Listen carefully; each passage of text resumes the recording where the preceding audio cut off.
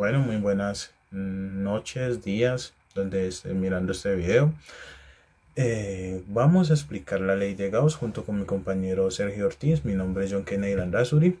Eh, Somos de la Fundación Universitaria Popayán. Y entonces vamos a exponer un poco sobre lo que es la ley de Gauss. ¿Para qué nos sirve esta ley o qué utilidad le damos a esta ley? Cuando vemos que la simetría o la forma de cargas están distribuidas de una forma, puede ser esférica, puede ser cilíndrica o puede darse el caso de una placa infinita cargada. Teniendo en cuenta que esta distribución de carga está distribuida uniformemente y que podemos calcular el campo eléctrico y su magnitud, entonces podemos usar esta ley de Gauss y a continuación vamos a detallar su ecuación en detalle. Pero bueno, esperémonos un momento. Ahí está la luz molestando. No importa. Esperémonos un momento. Tenemos que saber qué es el flujo eléctrico. Si no sabemos qué es el flujo eléctrico, no vamos a entender qué es la ley de Gauss. Entonces, imaginémonos una superficie plana. La vamos a llamar S. Y esta superficie es atravesada por un montón de líneas. Estas líneas serían líneas de campo eléctrico. Entonces, el flujo eléctrico, para calcular como el poder de esas líneas, el flujo eléctrico simplemente sería la multiplicación de la magnitud de todas esas líneas de campo eléctrico que están atravesando esta superficie que es plana y digamos que está así recta. La vamos a multiplicar, esa magnitud la vamos a multiplicar por el área de esta superficie, de este plano, y la vamos a multiplicar por el coseno de teta. ¿Qué es el coseno de teta? El coseno de teta es porque nosotros vamos a dibujar un vector normal, o sea, sería en este caso, vamos a este lapicero, sería el vector normal que forma un ángulo de 90 grados con la superficie que tenemos en este caso. Y pues tenemos que, para que quede más claro lo que es el flujo eléctrico, imagínense que esta es una línea, esta es otra, y son líneas de campo que van pasando por esta superficie. Ahora nos vamos a hacer la siguiente pregunta. ¿Qué pasaría en el caso de que no sea uniforme? O sea, que sea una superficie curva. No sé, por ejemplo, esto, que tiene una superficie irregular. No sé, podamos usar también esto, que aquí ya no vemos que ya no es una superficie plana, eso es una superficie curva. Y el campo y la magnitud de estas líneas que van pasando no es uniforme, porque pues digamos, si por ejemplo este que está deformado, ellas no van a pasar de la misma forma aquí que acá, las líneas de campo eléctrico. Entonces para esto vamos a usar lo siguiente. Entonces para eso lo vamos a imaginar de la siguiente manera. ¿Qué vamos a hacer? Vamos a dividir todo esto, lo vamos a dividir en diferentes pedacitos. Entonces, no sé, cojamos aquí el pedacito donde está uno de los círculos del pie, listo. Vamos a coger ese pedacito, ahí vamos a dibujar un vector normal a ese pedacito, que lo vamos a llamar delta SI.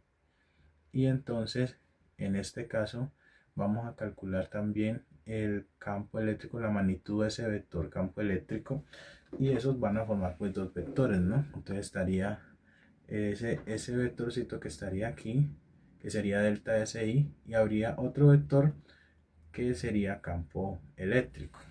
Entonces, ¿qué es lo que vamos a hacer? En esa pequeña área, que en este momento pues hemos dicho pues que sería esta partecita del pie. Digamos que aquí sostengo el vector normal, ¿no? Y aquí pasa el campo eléctrico. Y ellos dos van a formar un ángulo.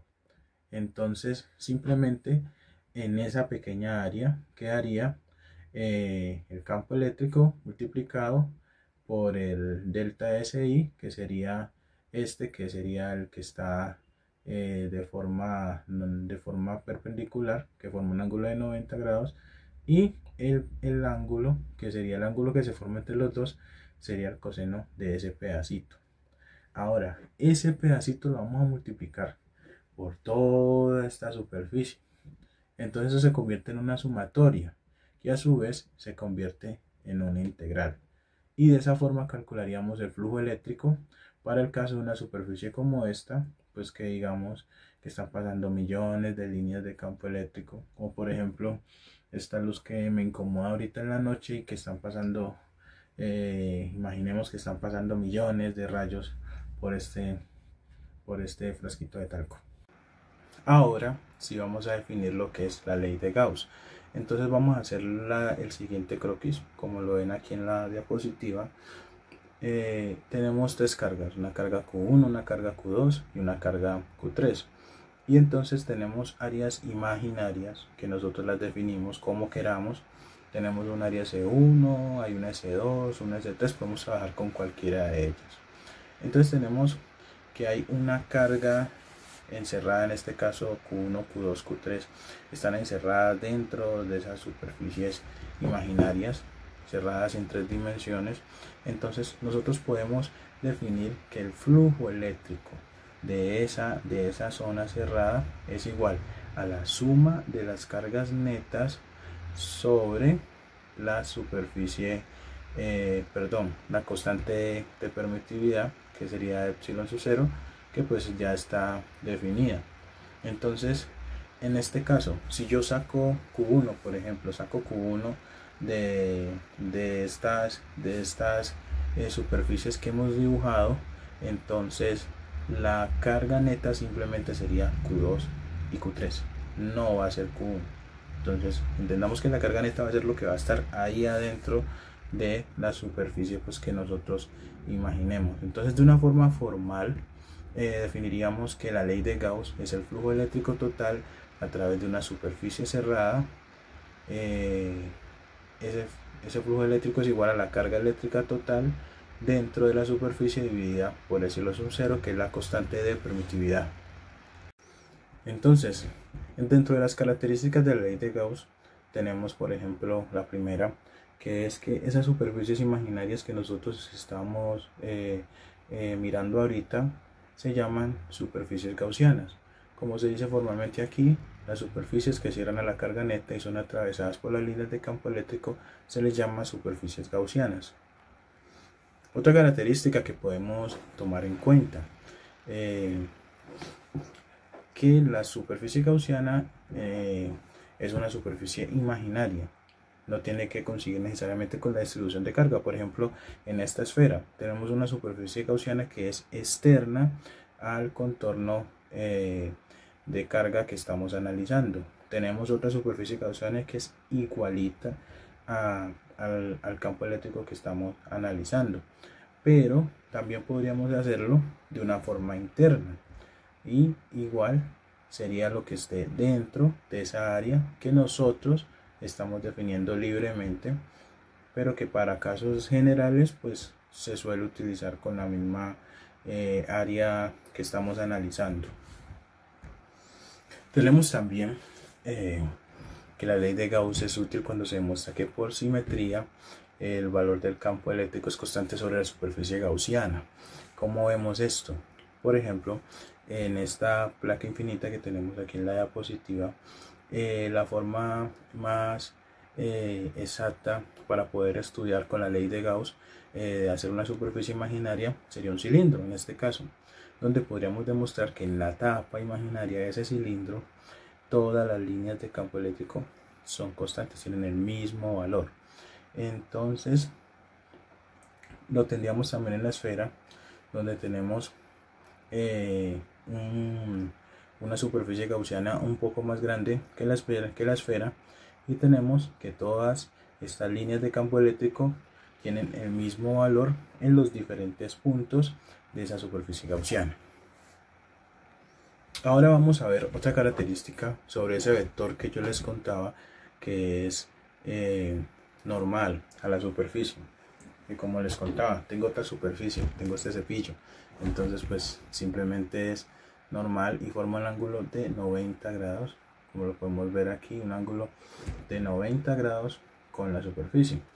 En este caso, en el ejemplo, pues tenemos una esfera y entonces dos cargas esféricas, tenemos una positiva y una negativa. El vector normal siempre apunta hacia afuera del volumen, pues que está de la superficie gaussiana, pues que hemos dibujado. También otra cosa que tenemos que tener en cuenta, en este caso si la superficie, si la carga puntual en este caso es positiva, esa multiplicación escalar que hacemos en cada una de las áreas del campo eléctrico por la magnitud del vector también es positiva si la carga es positiva. ¿Por qué? Porque ese vector apunta hacia afuera y tenemos en cuenta que el signo de un vector pues indica su dirección, ¿no? Y entonces en el caso de la negativa, ese vector que va de campo eléctrico que va hacia adentro sería negativo. Entonces el signo de las cantidades no nos indican que es negativo o positivo, sino que nos indica la dirección de estas magnitudes. Continuando analizando un poco las características, tenemos que si el campo eléctrico es tangente a la superficie gaussiana en cada punto, entonces la integral sobre la superficie es 0. Entonces tenemos el ejemplo de esta placa infinita. Entonces nosotros pues para este ejemplo dibujamos un cilindro como superficie gaussiana. Entonces, por ejemplo, si usted mira ese vector que son tangentes a la superficie, en ese caso, como coincide con todo, coincide exactamente la forma del campo eléctrico con la superficie gaussiana, en ese punto, en esa área, la integral va a ser 0. Pero si nos vamos a la tapa del cilindro, entonces vemos que ahora sí se forma el vector normal, se forma el ángulo de 90 grados con la tapa. Entonces en ese punto la integral ya no es 0. Bueno, finalmente vamos a hablar de una última característica de las que vamos a mencionar para esta exposición, donde dice que la ley de Gauss se puede utilizar en distribuciones de carga no uniformes. Para estos casos, la densidad de carga del cuerpo en estudio varía según alguna coordenada espacial, y para calcular el campo eléctrico primero se debe calcular la carga encerrada por la superficie gaussiana. ¿Cómo traducimos todo este berebere, hermano? Simple. En este ejemplo tenemos una esfera, nos volvimos amigos de las esferas y tenemos diferentes superficies gaussianas. Tenemos una interna y tenemos una externa. Digamos que vamos a coger la interna, pues para calcular esa área, para calcular el campo eléctrico allí adentro, primero tenemos que hallar la carga neta. Pero como sabemos que las distribuciones de carga no están uniformes en esta esfera, o sea que en diferentes partes de esa esfera el campo eléctrico, los valores de campo eléctrico, perdón, los valores del flujo que pasa por esa parte son distintos. O sea, imaginémonos esto: por aquí están pasando muchas líneas de campo eléctrico, por acá están pasando poquitas. Digamos que donde está el líquido es donde hay más campo eléctrico y donde no está el líquido es donde hay menos campo eléctrico, como para hacerlo entender. Entonces, para calcular la carga neta en ese punto, simplemente tenemos que desarrollar estas integrales o esta integral solamente para la carga neta. y para poder estudiar esto con la ley de Gauss desarrollamos la integral de Q, donde de Q sería pues el diferencial pues de la carga neta, donde simplemente multiplicamos P por el diferencial de volumen. En este caso P podría tener diferentes condiciones. En este caso del ejemplo, este P depende de radio, donde se está multiplicando el radio al cuadrado por una constante. Y así se podría utilizar la ley de Gauss en el caso de donde tenemos una carga que no se distribuye en todo el volumen del área que estamos analizando. Y esto sería todo respecto a la ley de Gauss. Ahora vamos a ver cómo esta ley la ponemos en contexto. Bueno, entre las diferentes aplicaciones en la ingeniería de sistemas vamos a hablar del cable coaxial, o sea, algo sencillo. ¿Qué pasa con los cables coaxiales? Los cables coaxiales son unos cables que, como vemos aquí en la diapositiva, son unos cables que en su interior tienen todo lo que es el conductor interior, que es donde transporta toda la señal. En este caso pueden ser comunicaciones, puede ser internet, pueden ser datos. Los cables, por ejemplo, que están conectados de un servidor a otro servidor, de un servidor al internet, o de un servidor a un router, o simplemente lo que conectamos digamos de router al televisor. Entonces dentro de esos cables lo que se transporta en esos cables, digamos que sería el campo eléctrico, pues todo lo que iríamos a analizar. Tenemos el dieléctrico, que es un material aislante que mantiene la separación, y tendríamos el conductor exterior, el blindaje, que es lo que nosotros vemos por fuera del cable, que sería pues actuando como una superficie gaussiana. Esta sería una aplicación en un caso de cómo ver físicamente la aplicación de la ley de Gauss, que generalmente actúa a niveles atómicos. Bueno, y por último tenemos el transistor. Vamos a analizar un transistor en específico, el transistor MOSFET. Este transistor tiene tres componentes. El gate. El gate es la región donde se aplica el voltaje para crear el campo eléctrico. Tenemos el óxido, que actúa como un aislante. Y finalmente tenemos el semiconductor, que es el material donde se forma el canal de conducción. Entonces, la ley de Gauss permite a los ingenieros calcular la magnitud, la dirección del campo eléctrico dentro de estas capas. O sea, estamos utilizando directamente la ley de Gauss para analizar el rendimiento de estos transistores. Vamos a ver para qué es útil estos transistores. Estos transistores son importantes, o sea, son cruciales en la electrónica moderna, que también aplica para ingeniería de sistemas, porque nosotros como ingenieros de sistemas pues tenemos que conocer un poco de cómo se han construido los computadores y toda la capa física que tenemos de la comunicación en internet. Entonces en esta capa física tenemos pues componentes pues como lo que es el transistor, y entonces lo que son procesadores, los chips de memoria y diferentes artefactos que están dentro del área de objetos que no necesariamente son computadores, sino que puede ser, no sé, una lavadora, un televisor. Entonces el transistor es muy importante en los cerebros que manejan esos diferentes dispositivos. Entonces, para optimizar el rendimiento y garantizar que ese transistor está funcionando bien, entonces se utiliza la ley de Gauss para analizarlos directamente. Bien, mi nombre es Sergio Ortiz, soy estudiante de la Universidad Fundación Universitaria Popayán, la carrera Ingeniería de Sistemas, y a continuación con el curso de la ley de Coulomb y campo eléctrico. En este video resolveremos un ejercicio de la ley de Gauss.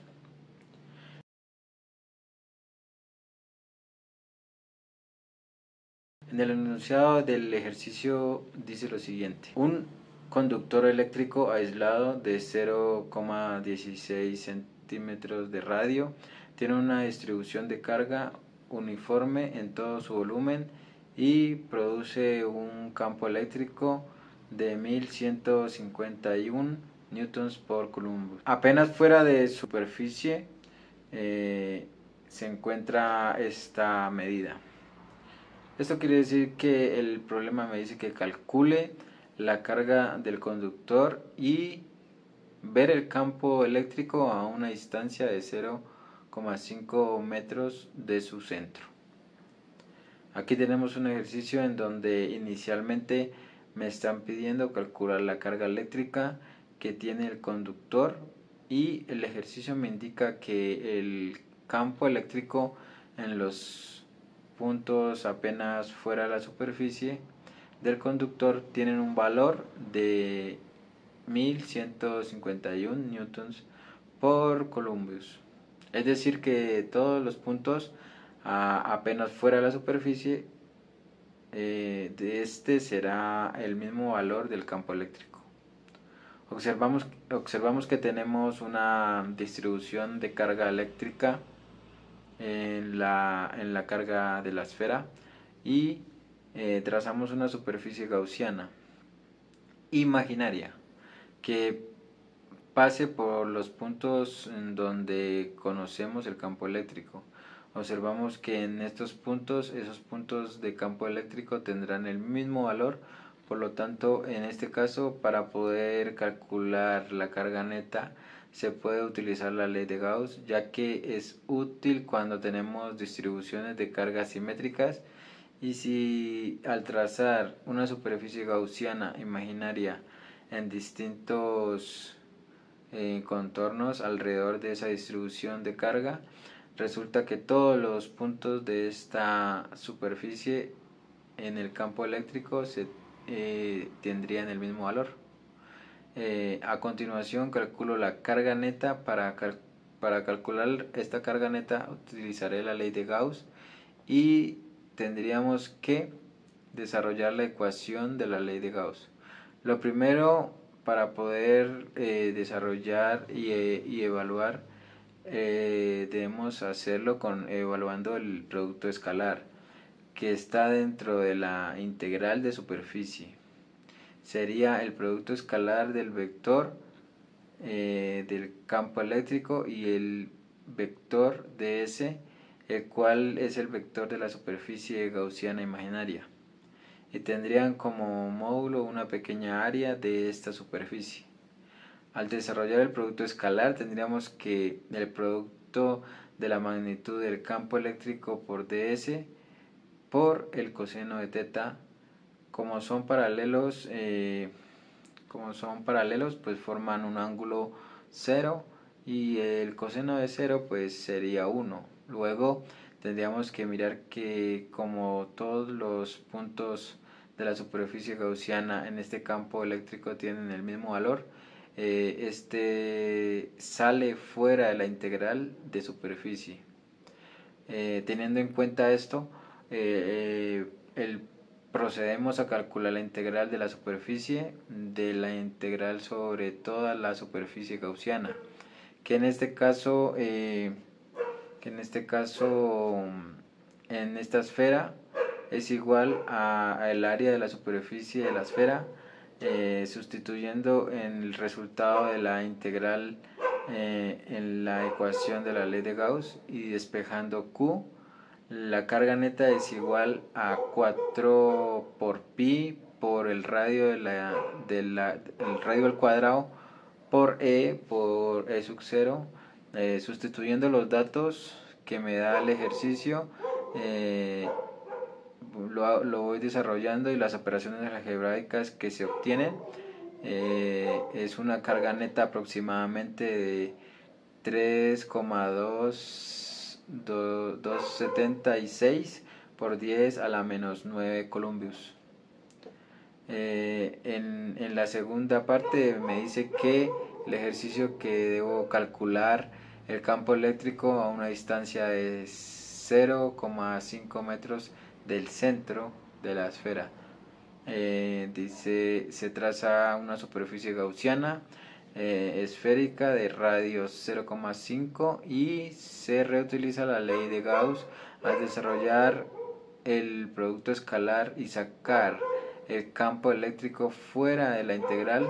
Se obtiene que E es igual a Q dividiendo entre 4 por pi por E sub 0, por lo que el resultado, sustituyendo estos valores, se obtiene la magnitud del campo eléctrico, que aproximadamente es 119.675 newtons por Columbus. En este sentido, el campo eléctrico radial está apuntando hacia afuera desde el campo del centro de la esfera. Esto sería todo, pues espero les haya gustado el ejercicio y lo hayan comprendido. Muchas gracias.